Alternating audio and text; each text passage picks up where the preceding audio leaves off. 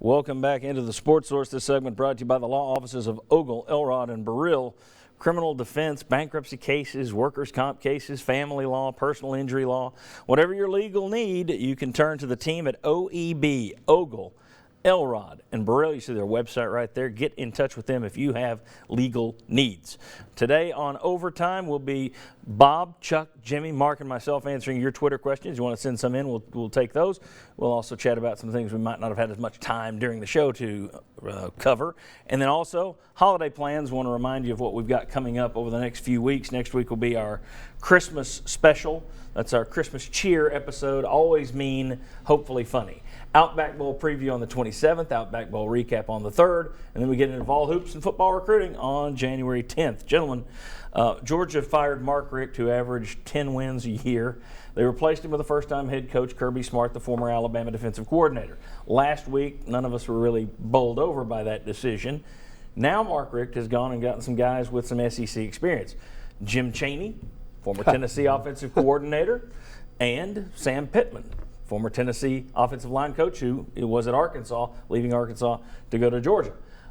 Does this make you think differently about the hire of Kirby Smart now that he's bringing in a couple of guys, know the SEC, and that certainly we all are familiar with? It doesn't make me feel any different because I expected him to go hire, good people that know something about the SEC. So just the fact that it happens to be Jim Chaney and Sam Pittman doesn't make me feel any different. Makes me feel different because I think sometimes these guys, they don't go hire good people.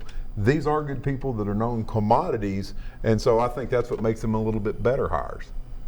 I think it's a pretty good hire too. It makes me feel a little bit different because I think Chaney and Pittman are really good football coaches. We saw that when they were here. Now I want to see what he does on defense. Is he going to take over as a coordinator? Or is he going to hire a defensive coordinator? He's hiring a defensive coordinator, but it's going to be one of those where in name only. Yeah, well, kind of like him with Saban, you would think. But I do think that the assistants that you hire can have an impact on the success that you have, and I think he hired two good coaches. Well, not to mention recruiting. I mean, you've got some guys that are familiar with then again, they recruited under Dooley, and Dooley didn't have anybody out on the roads. So maybe that doesn't help him. Chuck, does it change the way you look at the Kirby Smart hire? Yes, because I think he's going to need help. Moving in as a defensive coordinator with no head coaching experience, I think he needs a really good staff to get off to a good start. Because if you win 10 games a year at Georgia, apparently that's not good enough. Yeah. I think everyone was impressed with Sam Pittman when he was here. Yes. His Arkansas teams have certainly done well in terms of running the football. But Jim Chaney, you talk to guys who were under him. Daniel Hood was on the defense at that time. Jacob Gillum was on the offense. They both were under Chaney at one point.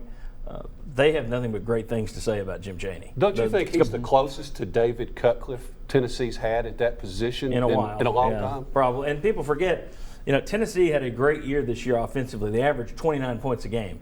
His last season, 36 points per game. He got sinceried completely. So that was the issue for him.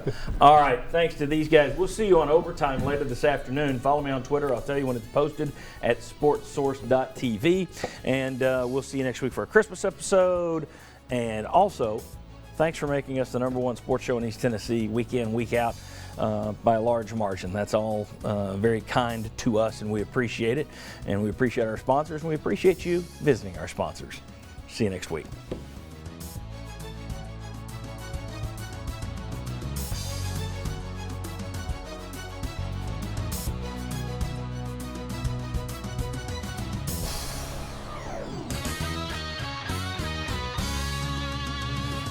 The Sports Source is brought to you by Fast Freight with Heather Whiteside Art now available.